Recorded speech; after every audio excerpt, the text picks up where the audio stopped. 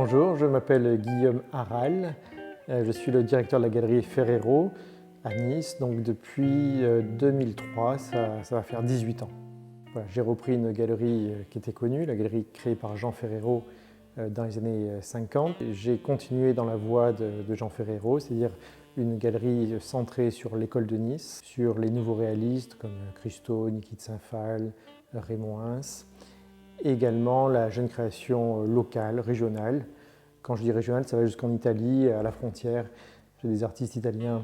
Donc c'est une galerie à vocation, on va dire, plutôt régionale au niveau artistique, mais avec un rayonnement international, puisque la galerie Ferrero, grâce au travail de mon prédécesseur et le mien depuis 18 ans, se situe à un niveau international assez élevé, puisque nous avons des clients du monde entier.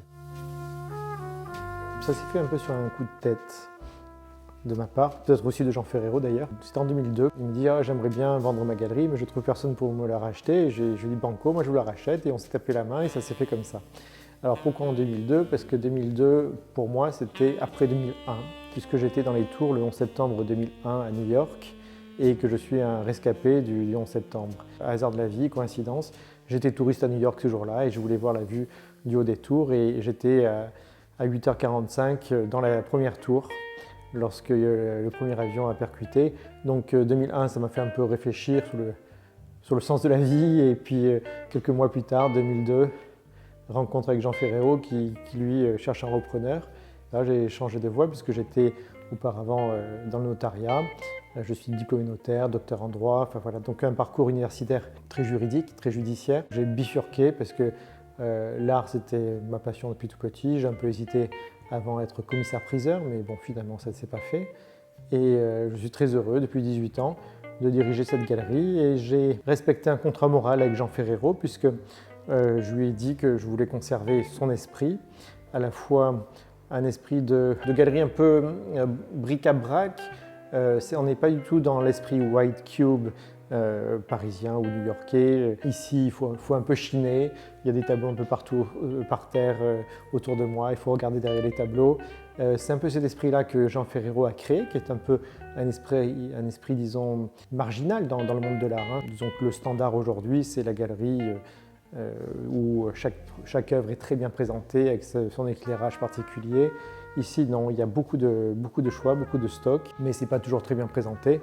Et finalement, ce n'est pas du tout un handicap, au contraire, puisque les gens prennent plaisir, comme chez un brocanteur, comme chez un antiquaire, à fouiller, à farfouiller et garder cet esprit également de création régionale, d'artistes décédés ou d'artistes encore vivants et d'artistes en devenir.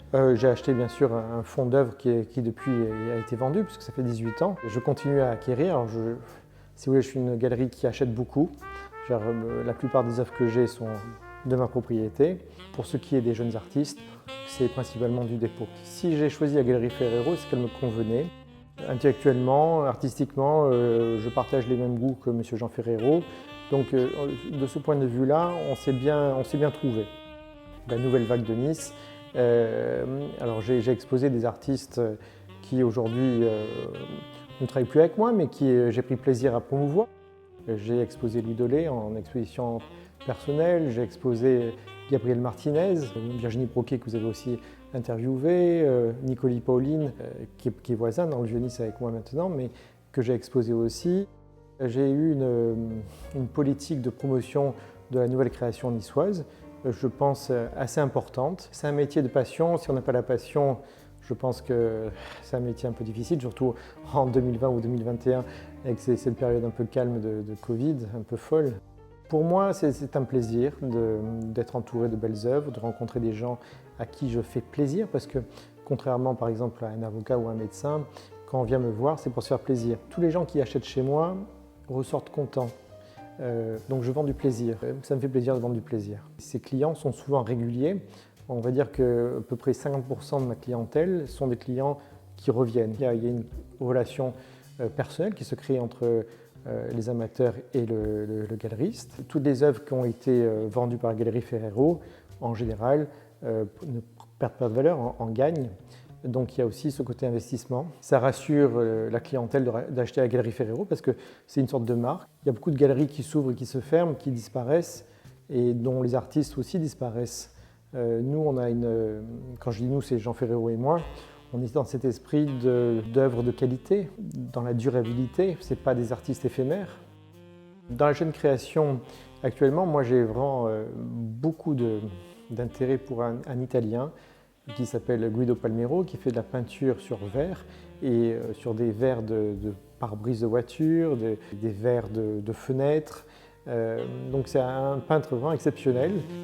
J'aime également une artiste niçoise qui s'appelle Véronique Guerrieri, qui fait des sculptures liées au monde enfantin. J'aime beaucoup également un autre Italien, Giorgio Laveri, qui fait de la céramique surdimensionnée, comme des grands rouges à lèvres. J'ai beaucoup de coups de cœur pour des jeunes artistes. C'est un ensemble aussi. J'aime bien être entouré d'artistes plus anciens. Il y a Jean Masse également, qui est un ancien. Il fait encore partie de l'école de Nice, un artiste un peu fantasque, dont la dernière création a été présentée ici, qui était les torchons d'art. En français, il y a l'expression une œuvre bien torchée, donc une œuvre bien finie, parfaite. Et donc il a pris l'expression au pied de la lettre en créant un torchon d'art. Tout ce qui est essuyé avec ce torchon devient une œuvre d'art, c'est une œuvre bien torchée. J'adore Ben Vautier, avec ses écritures, voilà, il y a beaucoup de... C'est un ensemble. Je ne peux pas dire que j'ai un préféré, c'est un ensemble, il y a beaucoup de très bons artistes à Nice. Alors là, on travaille avec le photographe Frédéric Altman, qui est très connu dans le milieu niçois, puisque depuis 30 ou 40 ans, il a photographié toute la vie artistique niçoise, tous les vernissages, toutes les expositions dans les musées, il a rencontré tous les artistes de l'école de Nice et pas que. Donc on travaille avec lui actuellement pour une exposition rétrospective sur la vie artistique à Nice, notre exposition estivale 2021. J'ai déménagé début 2020.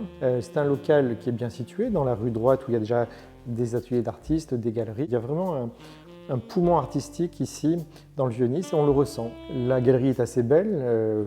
Il y a un rez-de-chaussée plutôt moderne, on va dire, mais un sous-sol avec des vieilles voûtes en briques et en pierre qui ont un charme vraiment indéniable et qu'on ne peut trouver que dans le Vieux-Nice. J'ai ouvert début 2020, c'est une année un peu difficile.